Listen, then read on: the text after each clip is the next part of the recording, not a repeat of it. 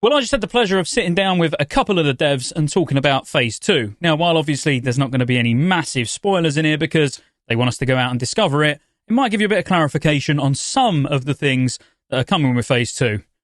Let's get into it. I can start with the introduction if you want. So, yeah, I'm Scott, or Scottejaye on YouTube. I make fairly mediocre classic World of Warcraft content that hopefully people can at least bear to watch. And, yes, good to be here. Hi, I am Ana Resendes. I am one of the lead software engineers in the World of Warcraft Classic team, and I'm super excited to talk about Season of Discovery Phase 2. And hey, Scott, I'm Clay Stone, Associate Production Director of WoW Classic. Yeah, thank you for taking the time to chat with us. Excited to talk about all things Phase 2. Yeah, me too. Very, very excited for Phase 2, because Phase 1 has been something pretty special. Certainly, I'd say for me personally, the best experience since 2019 Classic. You know, the initial weeks and first couple of months of Classic. So, yeah, it's awesome. So, I've not got too many questions, and hopefully none of them are too spoilery, you know, where you're not going to want to answer too much, because I appreciate the fact that, you know, we do want to keep it where it's to be discovered rather than giving too many spoilers. Just to fire off just with a really easy one for both of you. Like, as the developers, in Phase 1, like, obviously there was a lot of new content, really, you know, even though it was only level 25, a lot of risky moves, you could say, as well, with some of the things. Like, what do you think from Phase 1 went really well and, like, really worked? And do you think there was anything that didn't quite hit the mark? I'm going to take the easiest part of this and say what went really well. The main beat and the main, spine, I will call it, of Season of Discovery is the discovery, right? And for developers, you know, we've been used to, especially in the last few years, of like having our content going on betas and PTR, and kind of like a lot of that discovery sense got lost a little bit in when you have it in a PTR and beta. But for us, it was really, really important that the discovery of the runes was something new, that as a community as a whole, we wanted everybody to be like looking for them at the same time in the world together. And by us having like the BlizzCon demo where we got to see and play with the runes that were already given to you, was like a great way to test the raid, but without spoiling the discovery of where are these runes and where you're going to find them in the world.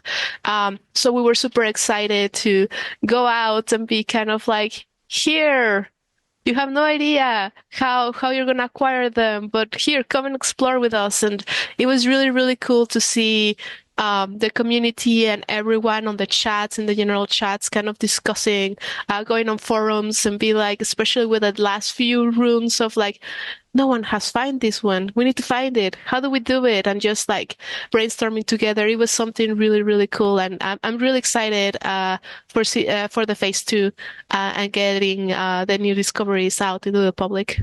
Yeah, the really frustrated warlocks trying to find metamorphosis after a few days. That was that was fun times. We definitely have some learnings on that side too, for sure. Yeah, Anna really nailed it. The only thing I would add to that is it was so great to see so many players buy in on that idea of not wanting to have things spoiled for them. You know, we obviously recognize that a lot of the player base wants as much information as fast as possible, but there was a strong contingent in there too that really did not want to know anything, that wanted to keep it a secret, which was great to see. Yeah, I think the good thing about the whole rune system is, like, there's, even though it can be data mined, you know, we can find what runes they are potentially, you know, and there might be some quest text or some spoilery text on some of it. But the majority of them, it's just the spells that are being data mined. So none of the real how to get them or where to get them from was spoiled for Phase 1. And that's sort of what I'm seeing as well for Phase 2 so far, even though obviously we're not there yet. But, you know, from everything I've seen data mine, there's no massive, like, glaringly obvious, this is where you go and get this rune, you know, which that's the biggest part of the discovery, isn't it? You know, getting the runes. So what about anything that didn't hit the mark? I mean, there's one that obviously stands out for me that went through various iterations, but is there anything that you as developers thought like, we could have done that better, and maybe it's influenced what you're doing in Phase 2? Couple learnings, as you mentioned, well, more than couple, right? But I can't, two up on top of my head. One, you kind of talked about the metamorphosis discovery. we got a lot of feedback, and we kind of like had a learning that, it makes sense that if you wanna participate in a raid, and for example, you wanna be a tank warlock, you want to step into that raid as tank warlock. So kind of having the discovery in it to become a tank warlock, like, makes you, okay, you have to prepare with a different spec to kind of go into the raid, so then you can acquire it. So we are trying to stay away from all of those kind of discoveries that are like, we're going to be more thoughtful in that sense of like, okay, if we want you to go and explore this dungeon or go explore this zone, we don't want to like make you do it as a spec that you were not necessarily like loving, or that is not your intent. So that was one. And definitely the second one, with Ashen Veil, we were super excited to see all the people coming in and trying out Ashen Veil and going and doing some crazy PvP battles and everything. That said, it was definitely one of those where, not having a PTR, and now I'm going to put my engineer hat of like, not having a PTR kind of like let it, so we didn't have the ammunition to kind of like stress test those zones and kind of seeing how multiple people at the same time would interact. We did have that with Wintergrasp. We had playtests on Wintergrasp, which allow us to, iterate on it during the beta period. But now that we were live and we went out with Ashen Veil, there were a lot of different things, especially with the layers and stuff that had like some very interesting interactions. We were really on top of it and trying different things each different week to kind of get it to a place where it was more consistent behavior for the players and where they were having a lot of fun. And overall, we heard we saw a lot of battles that were super, super cool, but definitely we got some learnings of how we can approach it in a different way. So with the new PvP event, we definitely have a different approach to it that makes it more consistent and more, okay, I know when to go and I know how long it's going to be taking. So we are going to be experimenting again on this second phase and seeing how a different approach works, or if we want to go something more closer to Ashen Veil in the future. Yeah, Anna brought up some really good points there, and kind of speaking to sort of the overall success of the season, because we haven't done the PTR, certainly on the classic team, our ambitions can sometimes outstretch our technical capabilities occasionally, but we're really, we're swinging for the fences. And because we want to keep it a secret and we want it to feel fresh every time players jump in there, not having a PTR means that occasionally things might not work out exactly the way that we want them to. But as Anna said, we're taking all of those learnings forward with us and building things smarter each and every time. Yeah, I know. I mean, I think it's the right thing to do, quite honestly. Not having a PTR it's strange. It is one of those things where it's like, it's what we want, as players. Like, the trade-off is, we might have a few iterations of various different things, like Ashen Veil, going through changes, for the first few weeks. But it's much better to have those changes and have no idea what we're getting ourselves into. Do you know what I mean? I much prefer the no PTR approach. I'd take some things being a bit buggy, or some things, not quite working as maybe you intended in the first place, I think it's really good. My second question was actually going to be about, which you've sort of answered, but I don't know if there's anything else you want to add.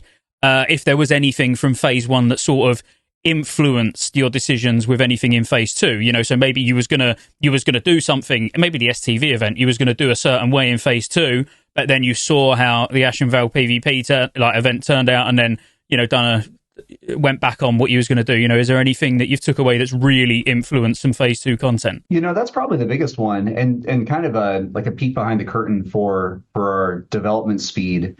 We were designing Phase 2's PvP event for Stranglethorn Veil pretty much right as Ashen Veil's PvP event was coming out. So those learnings were picked up, almost immediately. And then it was like, okay, well, let's go for something pretty different. We're going to design this different. We're already in early development on it. So it allows us, especially with our slightly smaller team size, to be able to pivot rather quickly.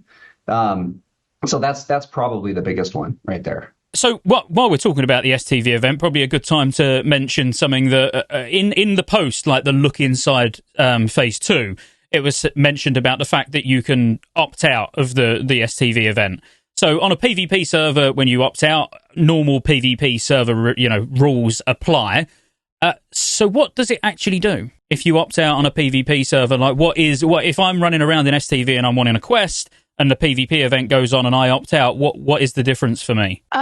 So when you are in the event, it's a free-for-all PvP. So let's say your horde, other horde players are also going to be enemies of you, right? Unless you're in the same party. If you opt out, and you go to this zone, let's say that you're a horde player, other horde players are going to be friendly to you, so they won't be able to attack you. That said, alliance players will be able to attack you as normal PvP rules happen in this realm. You're going to be you're going to be in the same layers as everybody else, but you're not going to participate in the event in the sense of like when someone kills you, you're not going to be giving them any kind of rewards. So that's the biggest one. And you're not going to receive any kind of rewards if you kill someone. So it's kind of a way of like protecting you a little bit, but at the same time, if you're in a PvP realm, it's not going to exclude you completely from the whole situation. You're still going to be in danger if you decide to go in there in that zone. But players are not going to have any reward extra than honor if they kill you. So that's how it works. But in a PvE realm, when you're in that event, you're going to be, if you're not PvP flagged, you're going to be just going around and you can continue to do your quests and everything without getting affected or being attacked by everyone. Would there be any technical limitation or, is it more of a conscious decision to not allow the people that opt out on a PvP realm, PvP really is the only one that matters, to actually go on, how do I word it, a deserter layer? This event is not going to be this zone is not going to be, the event is not going to be happening all the time in this zone. So it's really just like a few times a day, right? So we also have the option for you to maybe consider going questing or something at a different time when the event is not happening. If, you have some quests going on over there and you cannot just wait. We don't really necessarily want to like over-index on that just because there's other options too. But we want to make sure that like if you really, really didn't want to be part of even the horde attacks you and everybody's attacking you, we're gonna also like see how it goes, right? Just like Ashenvale. If there's like a very big amount of people that are like, oh, I really just want to be in the zone and getting attacked, like we'll talk about it, right? And see if we should go and investigate a different technology for people to just be able to use the zone. But for now, the option still stays there, which is just go there when the Blood Moon event is not happening. Yeah, fair enough. This is a very quick one. Was there any reason you didn't go down the route of a weekly world buff from STV, whereas you did with Ashenvale? I'm assuming I'm assuming, I don't know, but is it because there's just like no bosses to kill, essentially? Yeah, so we try to be really cognizant of how many world buffs we're adding to the game. Eventually, after a while, it just becomes too much, and then it starts to feel like they're all required. This is something, thinking about the one from Ashenvale, which was nice. But we don't ever want anybody to feel required to go get every single one in order to be able to do the content that they want to do. And so just stacking another one on top of all the others just seemed like a lot. That's not to say that we wouldn't add more in the future, but at least for now, it didn't seem like the appropriate place to do it. I would also add to that this Stranglethorn Vale event, it's going to be brutal, and there's going to be players who don't want to participate in it, and so to force them to do something like this to get a world buff that they now feel is required, just might be a little bit too extreme. I don't know, Anna, was there anything else you wanted to add to that? Yeah, I was just going to say that, like, unlike the Ashenvale event where there were some like PvE objectives in the whole event, and you could potentially stay away of the PvP a little bit. In here, the PvP is the event, so we didn't want to make it so you always like needed to go and participate on the bloodbath if that's not something that is like your cup of tea. So We have some really great rewards though going out related to this event. So we really hope that like for people that are interested in the event, there's gonna be really, really good rewards and some really exciting ones for sure. I'm definitely gonna be in there. Yeah, me too. No, it sounds brutal, but yeah, brutally fun. So yeah, I'm looking forward to it. A quick one, because you might just say no, but obviously we saw some examples in the Phase 2 post of runes that each class is going to get. Are you in a position to share how many new runes there are per class? Yeah, I think it's safe for us to say that there's about 6 to 7 per class. Cool. So for all those folks basing their decisions based on just our preview, please know there are more, in case that wasn't apparent already. Yeah, no, that's cool. 6 or 7. Again, a really quick one, because sort of I've got my own ideas. But what made you pick Gnomragon?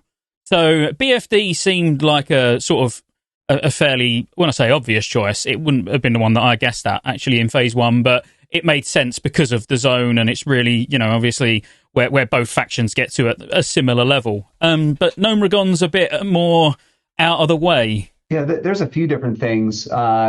Starting with just the raid experience itself, we definitely look at spaces that can hold a 10-player team. It has to be able to hold not just the team itself and having those 10 players all playing together, but also the boss encounters with big, fun new mechanics. It's got to be able to hold all of that. And then just on top of that too, the overall theming in general, is it something that we as a development team and our designers get really excited about? Is it something that they feel like they can add a lot to? Is it something that from there we're going to be able to show players stuff that they've never seen before? Not just with that space too, but maybe throughout the rest of at least classic editions of World of Warcraft. So those are really the first two. It's sort of the space of the area and being able to hold all that content, and then the creativity and the theming that we can bring to it. Without those, I don't think that we would typically consider a dungeon for converting it into a level upgrade. Okay, yeah, makes sense. Sorry, Anna, did you have anything to add, or all good? Clearly, correctly, yeah.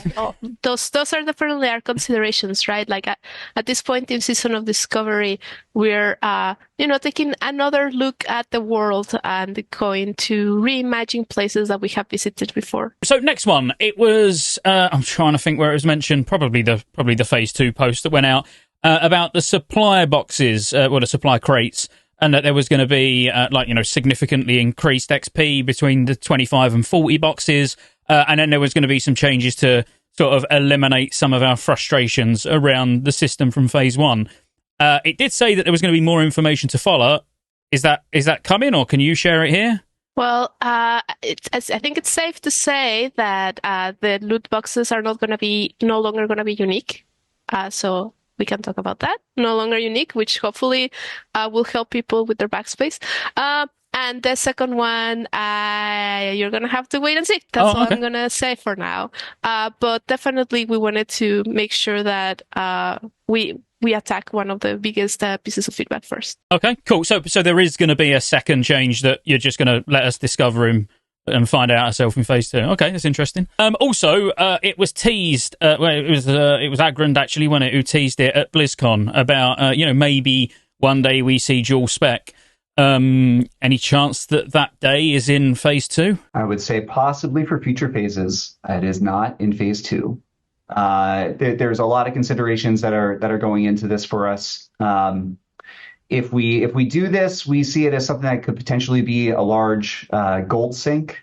Obviously, I do want everyone to know that we hear you, and it is something that many of us want as well, but not ready to have more discussions about that just yet. Okay, fair enough. So another one is the quality of life books. Now we only saw 3, which was Paladin Blessings, Totemic Projection, and Redirect for Rogues. Is this a one-off for this phase where it's like, look, we see these gaps in each of these classes, here's some quality of life changes, or is this something we can expect in future phases as well? Like each phase will bring some more quality of life changes? Yeah, I think kind of like with most of the rest of Season of Discovery, I think we're going to just look to hear from the community and see how they're received in phase two. The season continues to be dynamic for us, and our plans are certainly affected quite substantially by feedback. For something like this, it was a great tool for us to be able to look holistically at classes and sort of fill out any openings in design that we can come up with creative solutions to sort of fill out some of these classes, making things stronger and more well-rounded.